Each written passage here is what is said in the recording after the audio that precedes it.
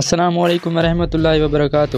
دوستو، میں محمد ارسلان آپ کی خدمت میں ایک خبر لے کر حاضر ہوا ہوں۔ بڑی اچھی خبر ہے۔ خبر سے پہلے اگر آپ ہمارے چینل پر نئے آئے ہیں تو ہمارے چینل ارسلان سپورٹس اپڈیٹ کو سبسکرائب کر دیں اور ویڈیو کے نیچے ویڈیو کو لائک ضرور کر دیں۔ چلیے ویڈیو کو سٹارٹ کرتے ہیں۔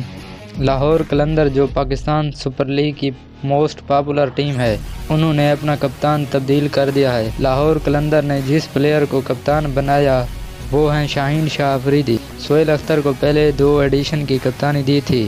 ایک ایڈیشن میں وہ فائنل تک لانے میں کامیاب ہو سکے، لیکن بدقسمتی سے فائنل کا ٹائٹل جیت نہ سکے۔ اکثر ہر سیزن میں لاہور قلندر نے کپتان تبدیل کیا ہے، لیکن مقدر میں جیت نہیں تھی۔ اس بار لاہور قلندر نے شاہین شاہ افریدی کو کپتان بنا دیا ہے۔ دوستو، اگر آپ کو ہماری ویڈیو اور محنت پسند ہے تو چینل کو سبسکرائب ضرور کیجیے گا تاکہ کرکٹ کی ہر نیوز آپ تک ضرور پہنچے۔